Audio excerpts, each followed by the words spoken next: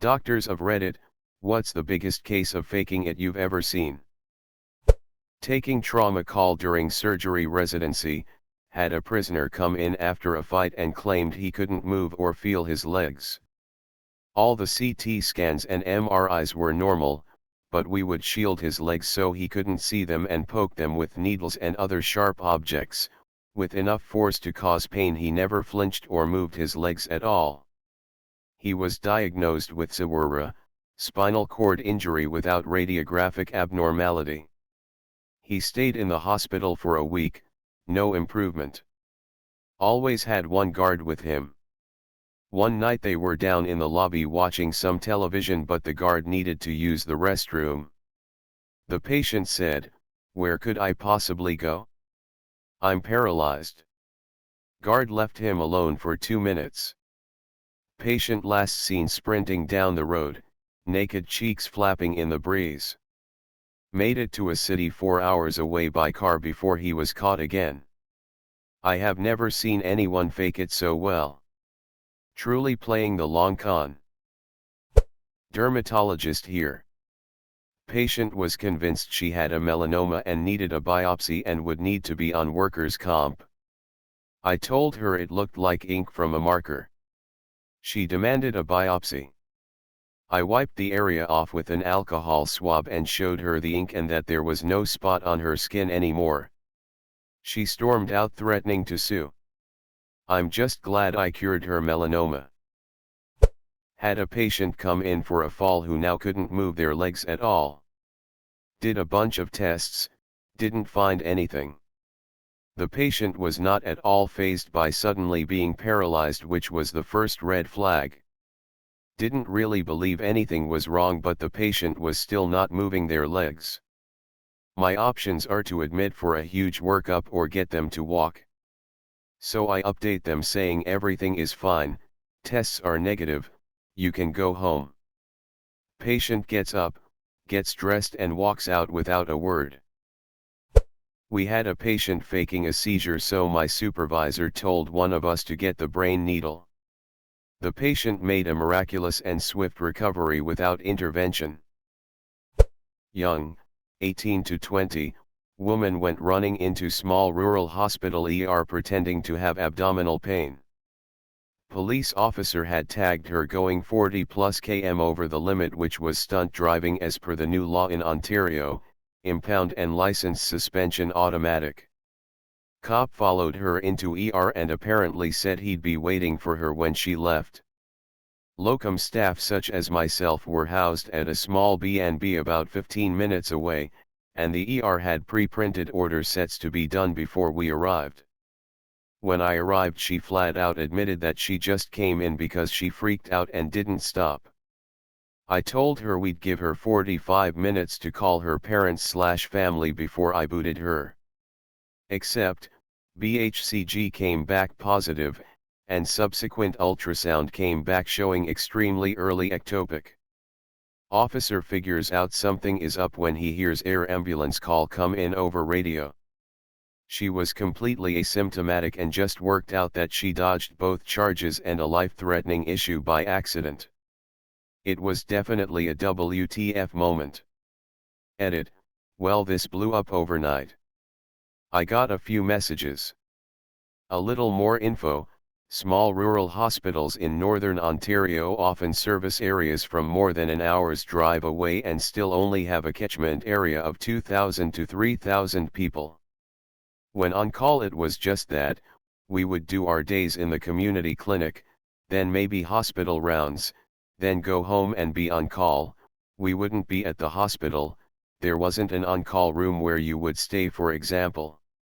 There were lots of times that you'd go a full night without being woken up, or maybe just a call from the acute care inpatient wing. Locums were short-term contracts for places that didn't have full-time medical staff for whatever reason. It's hard to attract clinicians if you don't even have broadband internet in the community. They generally pay very well. Physical therapist here. Working mom comes into the clinic with her infant in a stroller. She's limping like she's got a nail in her foot. Wincing in pain and tears in her eyes. She's crying during her visit with the PT. None of us think she's faking it. She limped out of the clinic. I glanced out of the window and saw this woman bounding down the sidewalk. Hips swaying, full stride, going places. We were all fools. My brother was an EMT for 2 years and he told me this. People will try to use the ambulance as a means for transportation from Fulton to Oswego, because the hospital is in Oswego, by faking seizures. Sometimes when the head EMT guy was feeling fun and knew that the person was faking, he'd say something like, "Man, it's weird that he's having seizures but not peeing himself." Apparently the person would kind of snap out of it for a second, weigh up the repercussions, then either pee themselves or stop faking. I thought that was hilarious.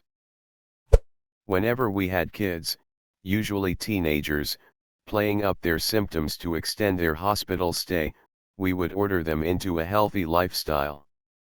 Lights out at 9, no screen time for 2 hours before bedtime, healthy diet chock full of fruits and vegetables, screen time limits, minimum number of laps around the unit per day to get in their exercise. They got better so much faster with our healthy lifestyle tips. Had a patient when I was an intern feigning blindness. She would constantly be playing on her smartphone, only furiously trying to hide it when someone from the care team came into her room.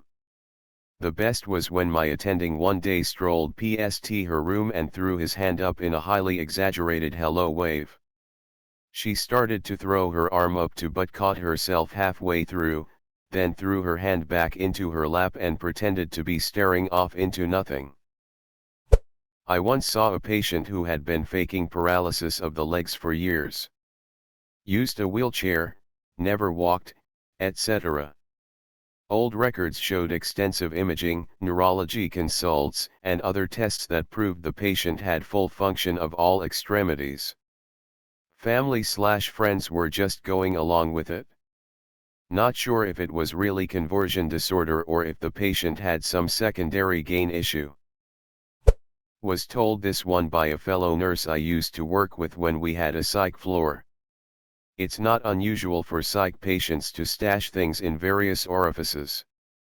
This one woman was convinced she was impregnated by a ghost-like figure, but no one would believe her. So one day she started complaining of massive pelvic and uterine pain. She called them contractions. So the doctor goes to do an exam. The doctor feels something larger in there, so they prep a table to get the object out, which was quite large. So the wonderful third year helping with the procedure starts hearing this woman complain of contractions and yelling things like, "Should I push? I'm gonna start pushing." Doctor trying to work forceps around this woman's parts as to not hurt her. Finally goes "God," and as he starts saying it, he pulls out a baby doll. Head only. The poor med student did the wobble. Went all flush, had problems keeping balance and about took a dive. I was told he didn't live that down the whole rotation. Obligatory. Not a doctor, I'm a nurse. We had a guy who had to come in every 3 months to get a medical certificate to say he couldn't work at his retail job due to severe disabling back pain.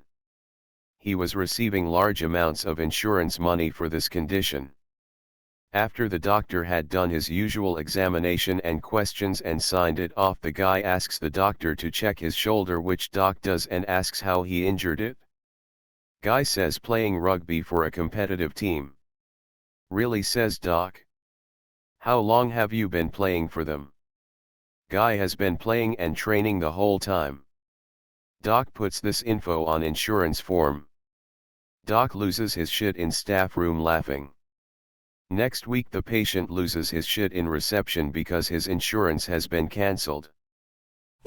Guy came to ER, I was a nurse at the time, for stomachache. When asking him about history, he randomly mentions a fight with his girlfriend where she left in a tizzy and he fell asleep on the couch. 20 minutes later, when we see the CT, he has a satellite cable remote wrapped in a condom lodged in his rectum. I suppose he intended to frame her. Didn't get to hear the conversation he had with the doctor. I was curious how he was going to explain why she was nice enough to wrap it in the condom. Why would they start with a CT scan? Remote viewing. When I was a medical student, I worked in the pediatric side of the emergency room, and we would give popsicles to all the kids. One afternoon an 8-year-old came in with his father, and I asked what was wrong. The kid couldn't remember what he complained about to his dad, and the dad couldn't remember why he brought his kid in. The kid's mom was a nurse. She was working at another hospital at the time, and she was the one that would keep track of these things. Anyway, after a few minutes trying to figure out what was going on, the kid asked, "So, can I have my popsicle now?" The kid was 100% healthy. Unfortunately, we reinforced bad behavior, and both the kid and the dad subsequently left with popsicles. My mom's an ER nurse, and she said once some crazy lady came in and complained she had the whooping cough. And whenever she coughed, she followed it with a loud whoop. She's doing it wrong. That's a coughing whoop.